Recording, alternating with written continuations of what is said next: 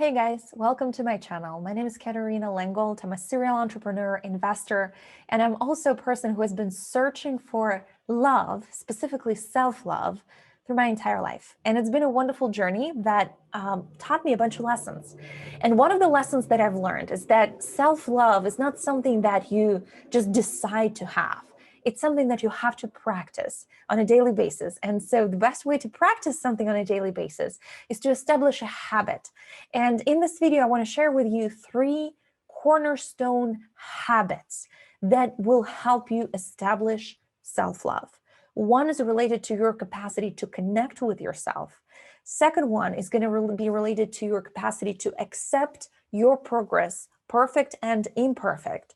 And the third one is going to talk about acts of self-care and how you can change your behavioral pattern from being a bossy boss to a loving parent. So let's start with the first one. And this one is about getting to know yourself. I believe that no relationship is possible when you do not know the other person, right? You cannot love somebody you don't know. How many times in the past month you spent a minute, 2 minutes, 10 minutes getting to know yourself? We never find time for it. We find time for anything under the sun, but we do not find time to connect and to learn who we are. What do we like? What do we dislike? What are we afraid of? What motivates us? What are you doing right now? Is it something you enjoy or there's something else? We really do not take time to have those beautiful one-on-one dates with ourselves where we get to know the most important person in our life, ourselves. There's no love, there is no true connection that can evolve in a vacuum of communication. So what I recommend that you do is start journaling or meditation practice where you observe yourself and learn what triggers you, what excites you, what motivates you. I enjoy doing it as a journaling practice, morning journal, where each morning I have a few minutes to talk to myself. Hey, Kate, how are you doing? What's going on? What are you feeling today? What was something you did yesterday? How did it feel? So I really take time to talk to myself. And through each of those conversations, they don't have to be very structured conversations. I get to learn something about myself and connect with myself in a genuine level, because no love is possible without this kind of connection and knowing the other person or yourself. The second thing is a more structured practice, and it's about celebrating imperfect steps. And here on the slide, I have a cherry. Why do I have a cherry on the slide? You know, when you're making a cake, and imagine you put a lot of effort into making all these great layers of a cake and putting great yummy cream and like all the work you've done, but you forgot to buy cherries and you cannot put cherry on the pie. So the pie is not perfect. Does it mean you should throw it all away and say you're a failure? Probably not. You would think it's kind of silly to throw away the whole cake just because there's no cherry on this cake. But this is what we do a lot in our life. We have those unrealistic expectations of perfect results for ourselves. And when we fall short, we decide, well, I'm not a worthy human being. I failed. Anything less than perfect we consider to be mediocre. The truth is, perfect is non-existent. It's an imaginary thing. Perfection can never be achieved. And this cherry on a pie is optional. And so the practice and the habit that I recommend that you establish is this practice of celebrating imperfect steps. As long as you keep on going, as long as you keep on progressing, even if it is not perfect, it's good and it's moving you forward. So instead of judging yourself for not completing 40% of a task, celebrate that you completed 60.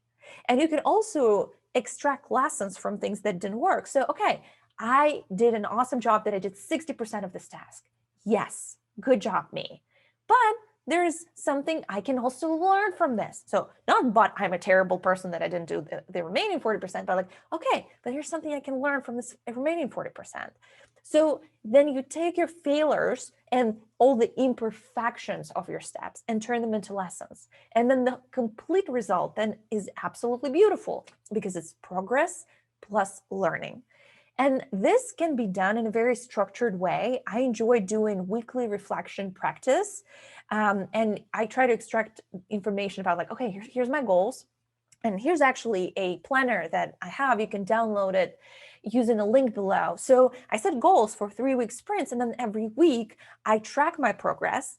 And then I try to figure out like what worked and what didn't work and what lessons that I've learned. And so celebrating each of those steps, weekly steps, and then my sprint is 3 weeks. So every 3 weeks progress. This is something that is transformational. It builds your belief that you're capable of changing your life, of having control over your life, of your choices, of your movement forward. It also becomes a tremendous source of insights about yourself. And it also becomes a great foundation for believing in progress that is not perfect. So I just can't emphasize more how great, what great impact it has made in my life when I realized that perfect results are not necessary. Cherry on top of the pie is optional. What is not optional is moving forward and reflecting on my progress. So this is a habit number 2. Before we move to the third habit, which I think is a really important one, I want to ask you something. I want to ask you for a little act of love towards the community that we're building here. So I'm recording those videos every week, but there's only so much I can do to distribute this. When you click a like button here below, will take you literally less than a second. But what it does is it shares this video with more people, so more people can discover it and more people can benefit from it. And I think the topic of self-love is so critical. And so few people have those practices in place. People talk about it, but what exactly do you have to do? And my goal for recording this video is to share my experience, my ups and downs in that, and very simple steps. And so before we move on, please take a second to click this like button, and it will share the video with wider community. Thank you so much for doing that, and let's move on. The third step, super important step, is changing your mindset from being an angry boss, oppressive boss, who's never happy, never satisfied, always running around and blaming others for their mistakes, into a loving, compassionate parent. I think it's a really powerful metaphor. We often act as really unprofessional bosses who show up, give us unrealistic goals and expectations, then leave and come back a while later screaming and shouting, why are we idiots who just completely failed and didn't do everything the way they expected? Like, who knows what they even expected? They never give clear expectations. They never clearly define the goals and the vision and motivation. They just give this kind of random assignment and run away. And this is how we act towards ourselves so often. So often. And I suggest that you shift this perspective into a perspective of a loving parent who watches his child make the first, second, third step toward, just learning how to walk. And the way they look, loving parent looks at his child is like, it's not judging. It's excited to watch progress, a lot of compassion for things that don't go perfectly well, back to the previous point, and unconditional support, which is bundled with a lot of acts of love.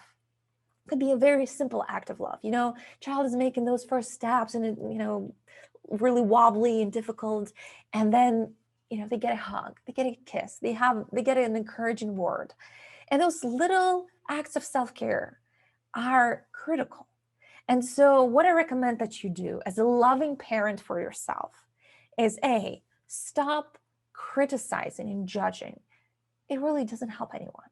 It just makes you hide away from yourself, which is the last thing you want to do. And second, on a very practical level, think of one act of self-care, one way to hug yourself or say, I love you to yourself in a very actionable way. It could be a nice bath in the end of the workday. It could be a walk. It could be listening to your favorite music for 10 minutes. It could be making a cup of tea, nice and slow. Pick your favorite one. It could be anything. It could be as simple as like a few minutes of time, but it should be a deliberate act of self-care that you do every single day. And the way I implement it is that in the morning, I decide what my act of self-care for today going to be, and I make sure to implement it every single day. And it's different. And it doesn't have to be big, but it just demonstrates to this inner child in you that you care, that you love unconditionally, not only when they perform perfectly. Even if they fall, you still are going to be there for them, for yourself. Okay, let's summarize it, my dear friends. And by the way, if it was useful, if it was informative, if it was practical, this is what I really strive for. Make sure that you join our community by subscribing to this channel. I have new videos coming every single week, and I try to make it really dense with practical advice. So let's summarize everything that I've shared. So 3 things that you want to do to develop self-love. 3 habits, 3 practices. Again, self-love is an action, action, action, action, deliberate action. So first thing, get to know yourself. A wonderful way of doing it is journaling, a meditation practice. The goal is to schedule regular one-on-one dates with yourself to get to know the most important person in your life. Second step we've discussed is celebration of small steps, small victories. Perfect results, cherry on the pie, doesn't really exist. You know, we live in the real world and we are real people who make mistakes. Do not put those unrealistic expectations on yourself. Instead, celebrate what you've done, and what didn't work, turn into a lesson, into an insight that will gradually move you forward. And what you can use for that purpose is my planner. So I'm actually going to put a video over here. That is my video on agile sprints and my approach to goal setting. So if you're interested in those 3-week sprints, highly recommended. Otherwise, you can just use the PDF here below as a worksheet where on a weekly basis, you look at your progress, at the insights that you've extracted from it, and it really builds this self-confidence and self-love muscle inside of you.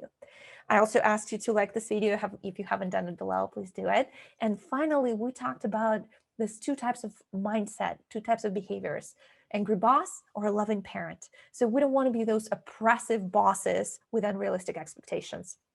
We want to turn ourselves into unconditional support agents who have compassion for mistakes and who show that they care with regular acts of love and care. So acts of self-love and self-care, as simple as a cup of tea, sometime listening to your favorite music, which you can schedule first thing in the morning, that you can do every single day to demonstrate through action that you do care. I hope this was helpful for you guys. If it was, feel free to subscribe to this channel, and I will see you in the next video. Thank you.